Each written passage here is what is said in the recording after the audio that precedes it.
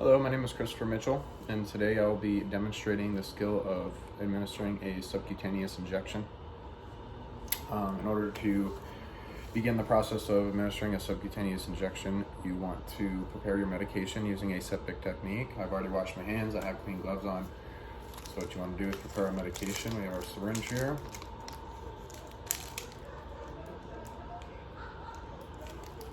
When I get our syringe open, we want to make sure we have our correct medication.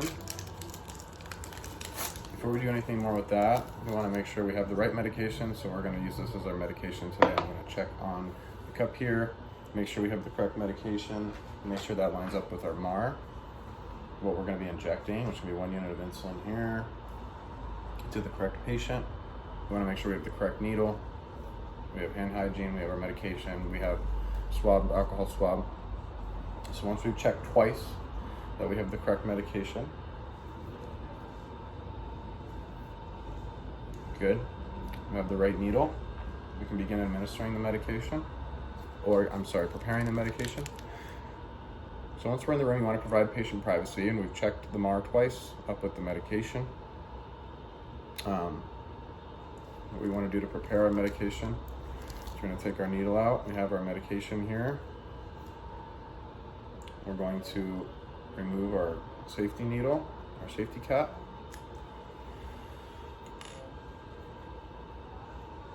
And I'm going to drop 1 unit of the medication here. Perfect. Once you've got your 1 unit called up, you can recap your needle. Do not directly recap it, but put the needle in first on the table here, and then put it on just like that. And that's to avoid sticking yourself. So we put that to the side once our medication is ready. So we safely and properly prepared our medication. It's ready to go. So we can now approach the patient. Once we get to the bedside, we're going to want to put gloves on, perform hand hygiene. So I'm going to quickly do that and perform my hand hygiene. Now I'm going to obtain clean gloves to use for injecting the medication. Make sure you have all your supplies with you so that you're not having to leave the room to go get things and re-glove and all that stuff. Once we've got our gloves on, we'll perform hand hygiene. We can pull the privacy curtain to ensure patient privacy during the procedure. We're going to introduce ourselves and explain to the patient what we will be doing. We will be explaining to the patient what we will be giving them. We will educate the patient about the medication that we will be administering if they're not aware. So today, I'm going to be injecting 1 unit of insulin with a 29 gauge needle. Usually with subcutaneous injections, we use a 25 to 30 gauge. I'm going to discuss the purpose of the medication, which is to control and regulate blood sugar levels. Make sure the patient doesn't have any questions regarding the medication he's about to receive, he or she is about to receive. I'm going to palpate, make sure that there's no masses or anything. There's no pain, no burning or stinging. I'm going to tell the patient that the injection may cause some stinging or pain. Once I have the gloves on, my hand hygiene has been performed. What I'm going to do is I'm going to ensure the correct needle size. I've already palpated and observed for masses. I'm going to select my injection site and observe the skin for inflammation and burning. Once I've done that, and I've assured all that correct information, I've lined up the patient's armband with the MAR, the medication, at least 3 times. Make sure we're giving the right amount of medication to the right person, the right dose, right time, right route. I want to ensure all the 6 rates of medication administration. Check the name band, check the medication, check the MAR. We do this several times. You can never be too careful. Check the medication, check the armband of the patient, check the MAR. Once I've done this several times, and we know that we're giving the correct medication to the right patient, we can go ahead and help the patient into a comfortable position. And we're going to swab our injection site with alcohol.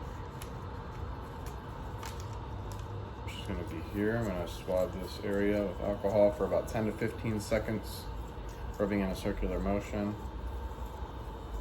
It's to prevent any infections.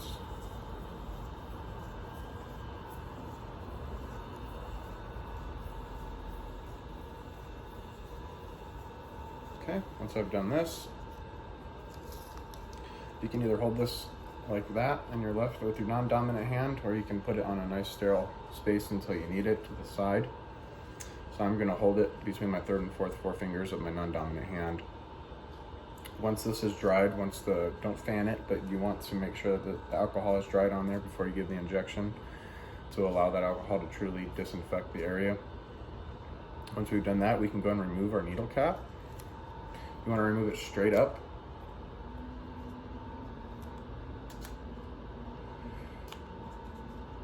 Remove our needle cap straight up, as so. And once we have that ready, you can hold the syringe between your thumb and your forefinger, like I'm doing here. You want to be careful you don't prick yourself. Kind of hold it like a dart. And what we're going to do is we're going to administer our medication at a 45-degree angle. So once I have a good 45-degree angle, I'm going to stick the injection in. Wait a few seconds.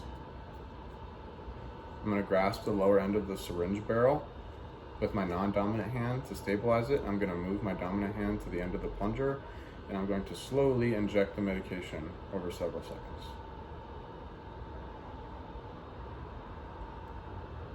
Once all the medication has been administered, you can go ahead and remove the needle. Make sure to do it very slowly. Not too slow, you want to do it quickly, but gently. You want to dispose of your needle in the proper place immediately. And you're going to want to hold your swab over the site immediately and apply very, very gentle pressure to the site.